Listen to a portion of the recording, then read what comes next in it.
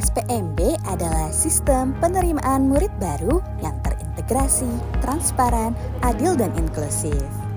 SPMB dirancang untuk memastikan setiap anak Indonesia, termasuk di Provinsi DKI Jakarta, mendapatkan akses yang setara terhadap pendidikan bermutu, tanpa diskriminasi, tanpa pungutan liar, dan tanpa hambatan administratif. Melalui sistem ini, proses penerimaan siswa di semua jenjang, yaitu PAUD, SLB, SKB, SD, SMP, SMA, dan SMK, dilakukan secara daring, terpantau, dan terbuka untuk seluruh masyarakat.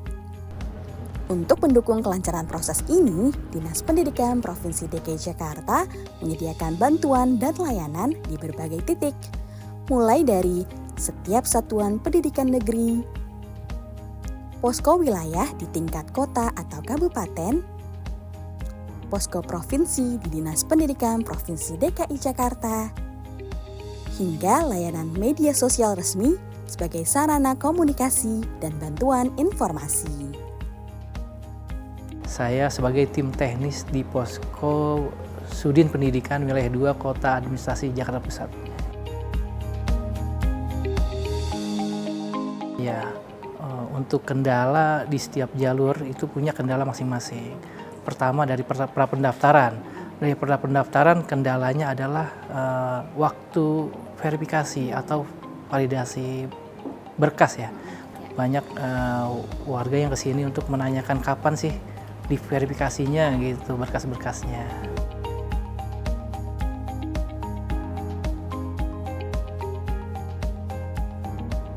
Kalau untuk dari sisi Dukcapilnya biasanya itu terkait kartu keluarga yang belum genap 1 tahun ya.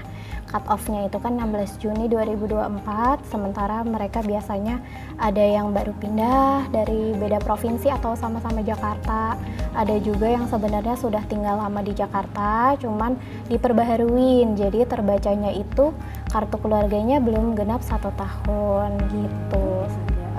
Kalau yang lainnya biasanya terkait status hubungan di keluarga, kartu keluarga biasanya statusnya cucu, terus selain anak ya. Kalau anak kan sudah jelas dia, kalau misalkan yang cucu, famili lain atau lainnya itu kita arahkan untuk ke kelurahan bikin namanya PM1.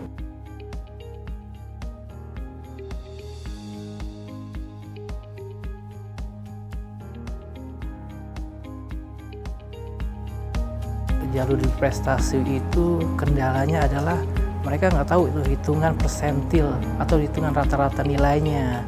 Iya, mereka menanyakan hal tersebut.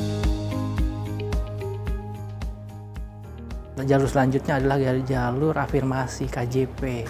Nah, kendalanya kebanyakan adalah mereka baru dapat KJP, tapi mereka kok nggak bisa daftar gitu. Kenapa? Karena yang kita ambil kan cut off-nya ya, cut off KJP itu dari 1 tahun sebelumnya.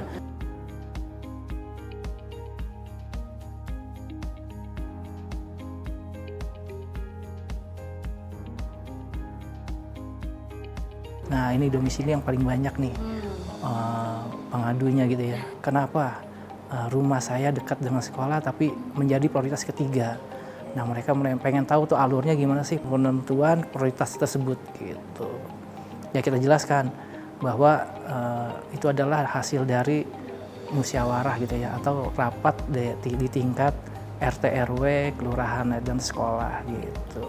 Ada pengaduan di sini, mereka tidak bisa ikut tahap kedua.